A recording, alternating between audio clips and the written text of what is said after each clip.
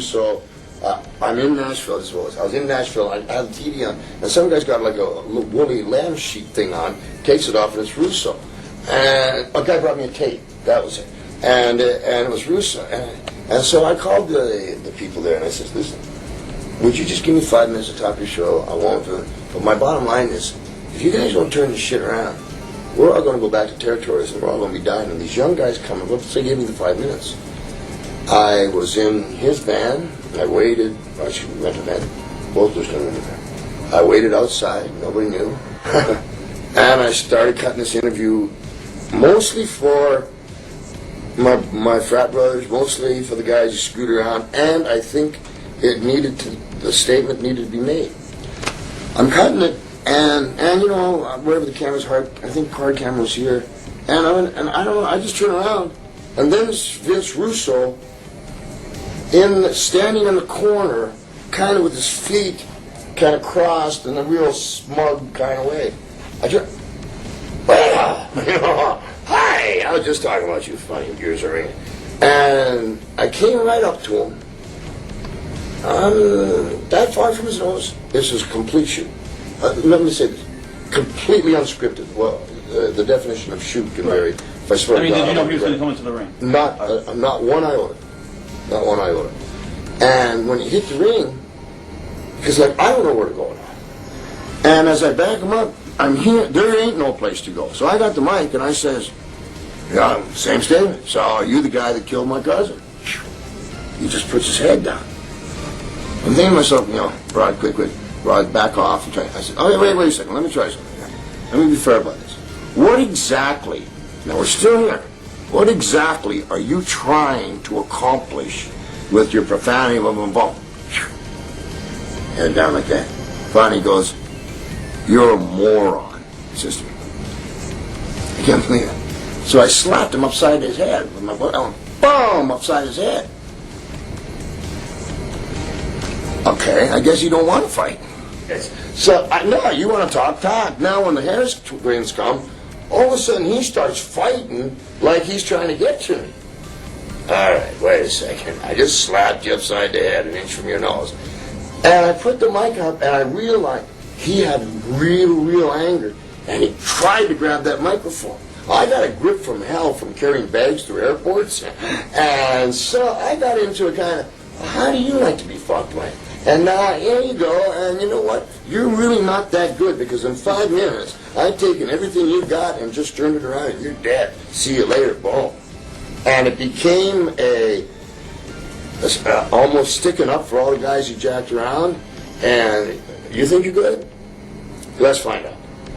And it just happened the way it happened. That broke my heart, bro. I mean, it really did. And,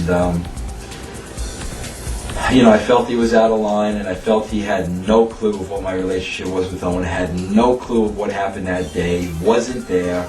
And, you know, again, it's, you know, the wrestling business, anybody can say anything at any time, you know. What are your memories of the night that Owen passed away?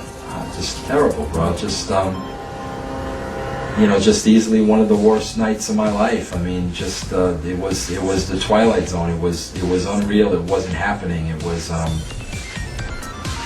you know, again, unless you were there, it's, you know, should the show have been canceled, bro? You don't think about things like that. I mean, it was beyond everybody's comprehension of what had happened. If you expect people to think rationally at a point like that, that's what I just mean about if you're not there, you don't have a clue.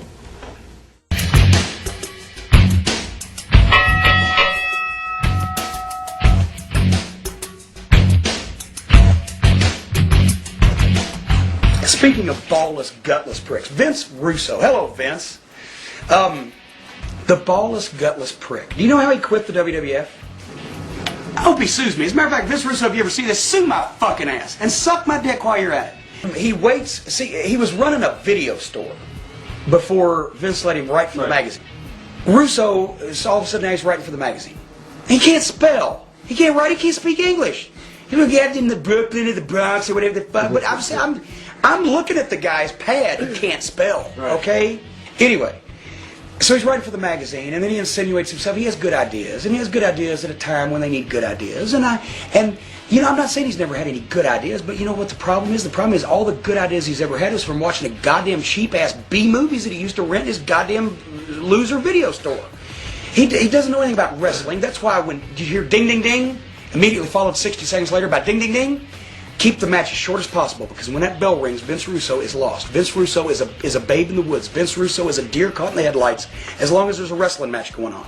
As long as he can make it a phony B-movie script, or some goddamn an outhouse in the ring, or women having miscarriages, or something in some kind of bad taste that appeals to his New York bullshit attitude.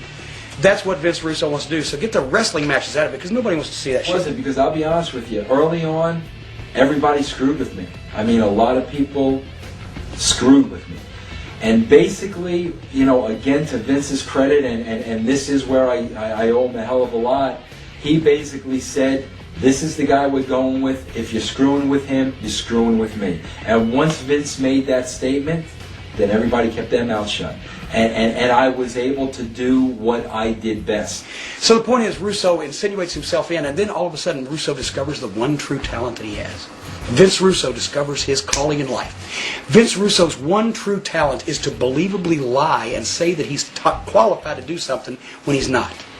Vince Russo then disregards the fact that he had a network quality television production facility making his meaningless jabble sound like it actually meant something. The best announcer in the business, Jim Ross, to explain it, who he tried desperately, with every ounce of energy in his body, to keep off television. That he was too Southern, that he was afflicted, that he had Bell's palsy, that people didn't want to look at him. And every time Jared walked down the ramp, he'd get a standing ovation from the people who respected what he fucking did because he was good. And they will never respect Vince Russo because he got buggy whip arms and fucking big fucking eyes, and goddamn, he looks like a goof because he is a goof, because he fucking walks out there like he's goddamn King Kong to the Road Warrior music. And he thinks he's over because he goes to Long Island, and he's his triumphant return like he's Lou Gehrig at the fucking stadium. And everybody goes, who's this fucking buggy whip arm motherfucker? He couldn't stand that JR was over because he didn't like Southern people. He didn't like Bell's palsy people. I don't know. Maybe he don't like handicapped people. I don't know. He didn't like JR because JR would tell him when he was full of shit. And so would I. It came about because Ed used to do it in the WWF. Right. Okay, and I'm not going to mention who thought it was hysterical, but you can kind of use your imagination to know who it was really over with. And every time Ed used to do it, I just used to think it was as entertaining as hell. And you know what? It had nothing to do with Jim Ross, or they were making fun of Jim Ross, but the way he would do the character so over the top as a parody, to me, was hysterical. So, you know, basically we just had the idea of, well, hell, why don't you just, you know, do it on air because it's very entertaining. So we did it. I mean, it was never meant as anything personal or, you know, a vendetta against Jim Ross. Me personally, to this day, I think it was entertaining. It was an over-the-top parody of Jim Ross. He slowly plays to the internet fans.